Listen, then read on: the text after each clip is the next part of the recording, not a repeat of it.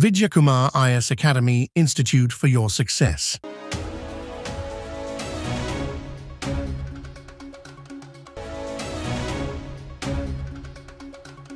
வணக்கம் நண்பர்களே. பிப்ரவரி 21ஆம் தேதி தினமணி இது இந்து நியூஸ் பேப்பர். நம்ம காம்படிட்டிவ் எக்ஸாம் பாயிண்ட் ஆஃப்ல இதெல்லாம் இம்பார்ட்டன்ட் அப்படின்னு பார்ப்போங்க.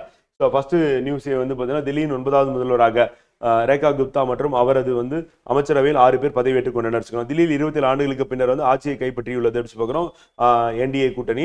ஸோ எல்லாம் பாஜகன்னு சொல்லலாம். துணை ஆளுநர் வி.கே. சக்சேனா பதவி பிரமாணம் ரகசிய காப்பு பிரமாணம் செய்து வைத்திருக்கணும். அப்போ யார் பதவி பிரமாணம் செஞ்சு வைப்பா அப்படின்னா டெல்லியை பொறுத்தவரை துணை ஆளுநர் அப்படி பார்க்குறோம். ஸோ அது நமக்கு இம்பார்ட்டன்ட் எக்ஸாம் பாயிண்ட் ஆஃப் அப்படி பார்க்குறோம்.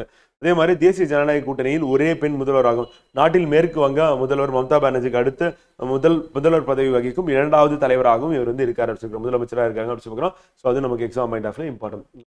அதுக்கு அடுத்து சமக்ரா சிக்ஷா திட்டம் ஒருங்கிணைந்த பள்ளி கல்வி திட்டம் தான் என்னன்னா சமக்ரா சிக்ஷா. அதே நம்ம கேள்வி கேட்டுருவோம். 2152 கோடியை தமிழ்நாட்டுக்கு உடனடியாக விடுவிக்க வேண்டும் என்று மத்திய அரசை முதல்வர் மு.க. ஸ்டாலின் வலியுறுத்தி நடத்துக்கிறோம். அவங்க தேசிய கல்விக் கொள்கையை ஏற்றுக்கிட்டாதான் நாங்கள் விடுவிக்க முடியும் சொல்லியிருக்காங்க. இதுல மத்திய அரசு மாநில அரசுக்கு இடையே பார்த்தீங்கன்னா என்னன்னா ஒரு முரண்பாடு இருக்கு. அது கூடிய சீக்கிரத்தில் சரியாயிடும் நினைக்கிறோம். அடுத்து சர்வதேச தாய்மொழி தினம் அப்படின்னு பிப்ரவரி 21 கடைபிடிக்கப்படுகிறது. தாய்மொழி தினம் எப்பொழுதும் கேட்பாங்க. கேட்டா பிப்ரவரி 21 அப்படின்றது இம்பார்ட்டன்ட் எக்ஸாம் பாயிண்ட் ஆஃப்ல நம்ம அதை நோட் பண்ற மாதிரி இருக்கும் ஃப்ரெண்ட். ஓகேங்களா? அடுத்து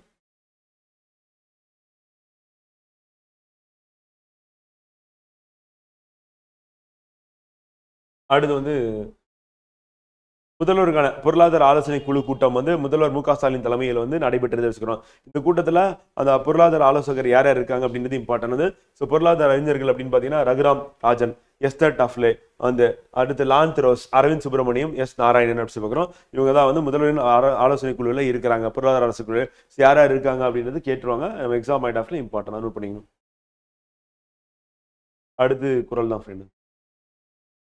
பீலிப்பை சாகாடு அச்சிரும் அப்பண்டம் சால மிகுத்து பெயின் மயிலிறகு ஏற்றிய வண்டியை ஆனாலும் அந்த பண்டமும் அளவோடு ஏற்றாமல் அளவு கடந்து மிகுதியாக ஏற்றினால் அச்சு முறியும்.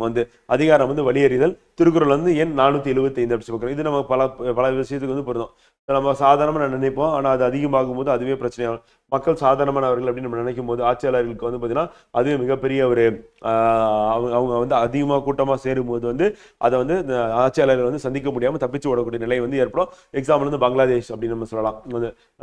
அங்கே ஷேக் ஹசீனா தலைமையிலான அவங்க தலைமையிலான ஆட்சி இருந்தது. ஸோ அது அவங்க அந்த நாட்டை விட்டு வெளியேற நிலைக்கு வந்துருச்சு. மத்திய அரசின் தலைமை பொருளாதார ஆலோசகர் யாருன்னா வி. ஆனந்த நாகேஸ்வரன் பதவிக்காலம் மேலும் 2 ஆண்டுகளுக்கு நீட்டிக்கப்பட்டுள்ளது. 2027 மார்ச் 31 வரை இருப்பாங்க. தலைமை பொருளாதார ஆலோசகர் அலுவலகம் அப்படின்னு என்ன பண்றாங்க பார்ப்போங்க. ஸோ பல்வேறு பொருளாதார கொள்கைகளை வகுப்பதிலும் பொது பட்ஜெட்டுக்கு முன்பாக தாக்கல் செய்யப்படும் பொருளாதார ஆய்வறிக்கை இருக்குல்ல அதை தயாரிப்பதிலும் மத்திய அரசுக்கு ஆலோசனை வழங்குவதிலும் பொறுப்புடையதாகும் சொல்றோம். இப்ப யார் இருக்கிறாங்கன்னு கேட்டாங்க அப்படின்னா பார்த்தீங்கன்னா வி. ஆனந்த நாகேஸ்வரன் சொல்கிறோம். பொருளாதார ஆலோசகர் அது இம்பார்ட்டன்ட். அடுத்து நிதி ஆயோக்கோட சிஇஓ பதவி காலமும் நீட்டிப்பு. நிதி ஆயோக்கின் தலைமை செயல் அதிகாரியா யார் இருக்காங்கன்னா பி.வி.ஆர். சுப்பிரமணியம். அவருடைய பதவி காலம் 1 ஆண்டு நீட்டிக்கப்பட்டுள்ளது வச்சுக்கணும். ஸோ அது நமக்கு இம்பார்ட்டன்ட். எக்ஸாம் பாயிண்ட் ஆஃப்ல கொஸ்டின் கேட்கறதுக்கான வாய்ப்பு இருக்கு வச்சுக்கணும். அடுத்து ரேடியோ கொள்முதல் உள்நாட்டிலே பெங்களூரில் உள்ள பாரத் மின்னணு நிறுவனத்திடம் பெல் அப்படின்னு பாரத் எலக்ட்ரானிக்ஸ் லிமிடெட் எங்க இருக்குன்னா பெங்களூர்ல இருக்கு.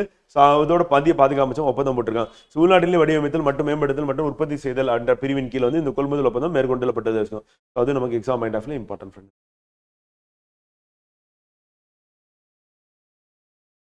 அடுத்து ரோஹித் 11,000.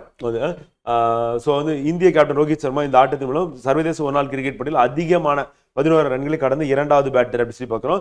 ஸோ இந்த மைல்கல் 261 டெஸ்ட்ல எடுத்திருக்காரு. இதுக்கு முன்னாடி இந்தியாவின் விராட் கோலி பார்த்தீங்கன்னா 222 இன்னிங்ஸ்ல எடுத்திருக்காரு.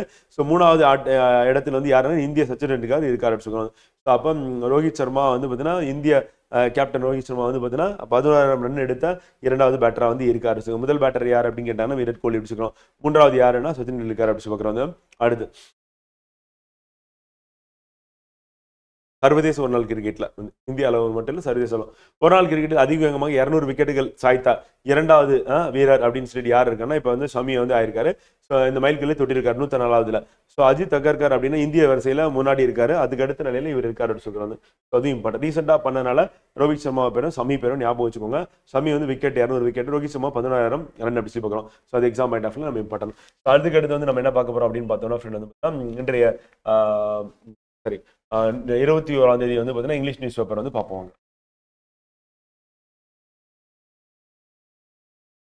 யூனிவர்சிட்டி கிராண்ட்ஸ் கமிஷன் வந்து பார்த்தீங்கன்னா ரெகுலேஷன் 2025 பார்க்கணும். ஸோ அது இம்பார்ட்டன்ட் எக்ஸாம் பாயிண்ட் ஆஃப். அடுத்து வந்து மியாவாக்கி ஃபாரஸ்ட் அப்படின்றது வந்து பார்த்தீங்கன்னா அதை பற்றி நான் நியூஸ் வந்திருக்கேன்.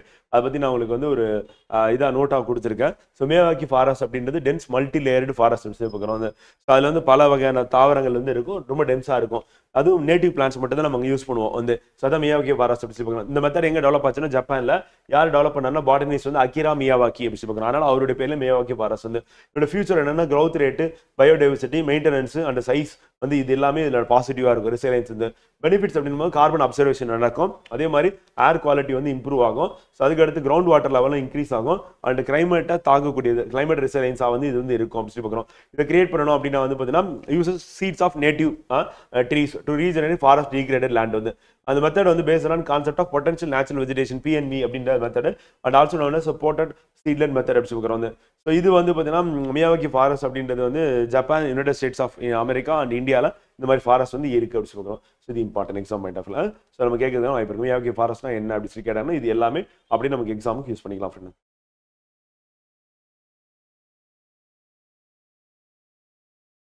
அட்வர்டைஸ்மெண்ட், பொலிட்டிக்கல் நியூஸ் தான் எக்ஸாம் பாயிண்ட் ஆஃப் எது இம்பார்ட்டன்ட் நம்ம அதை மட்டும் தான்.